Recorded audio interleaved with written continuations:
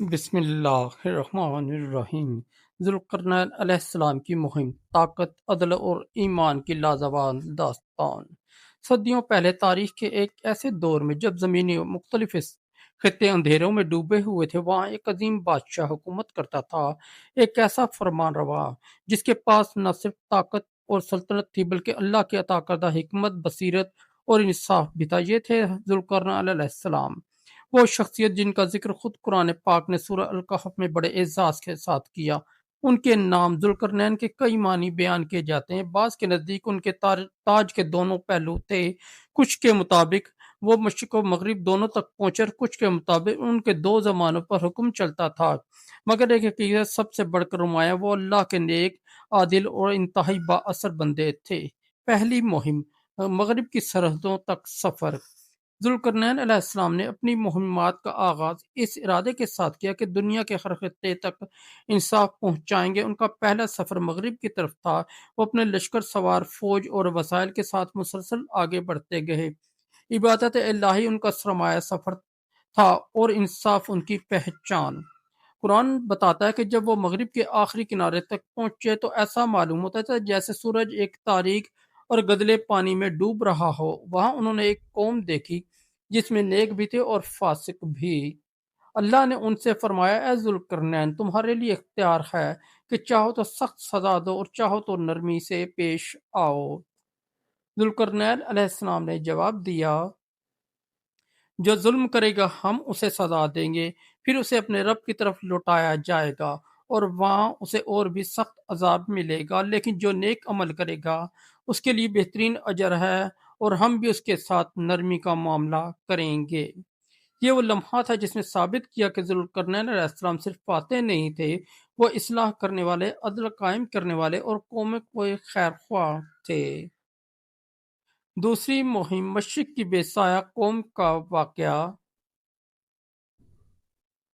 مغرب سے واپسی کے بعد ان کی عدالت کی شہرت مشرق تک پہنچ چکی تھی۔ ایک ایسی قوم تھی جو پتھروں کی طرح سخت دل تھی مگر دھوپ کی شدت کے سامنے بے بس تھی۔ ان کے پاس کسی بھی قسم کی عمارتیں، سایہ یا تہذیب کے آثار نہ تھے۔ لوگ کھلے میدانوں میں زندگی بسر کرتے، سورج کی تپش ان کی زندگی کا سب سے بڑا امتحان تھی۔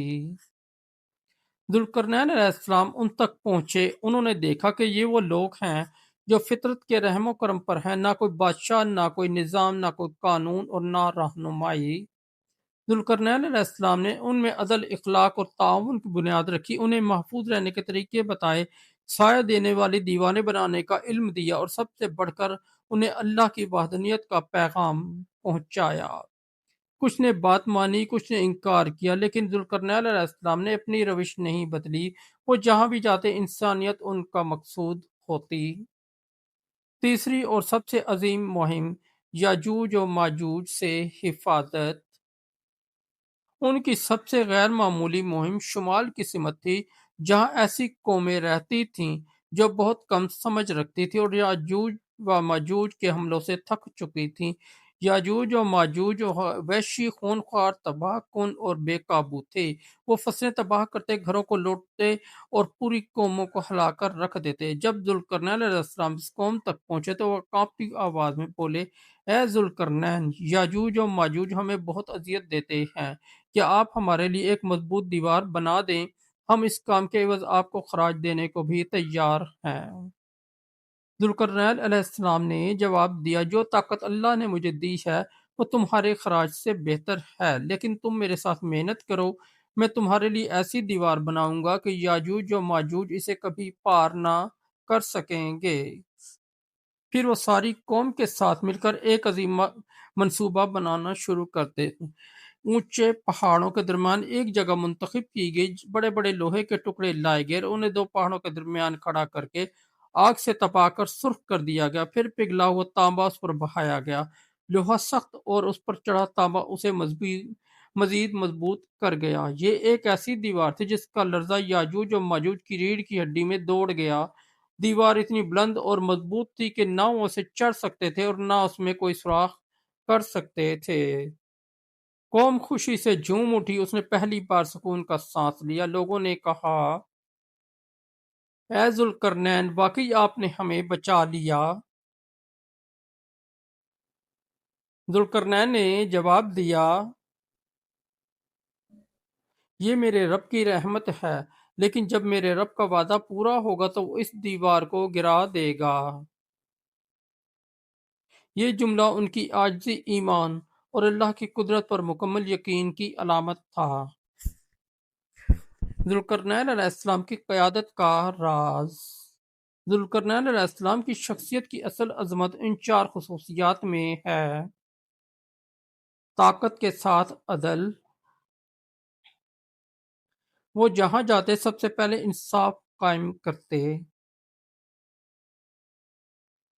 اختیار کے باوجود عاجزی، وہ ہر کامیابی کا کریڈٹ اللہ کو دیتے، قوموں کی فلاح کے لیے کام۔ دیوار بنانا ان کا ذاتی فائدہ نہ تھا بلکہ ایک قوم کی حفاظت تھی۔ ایمان کی دعوت،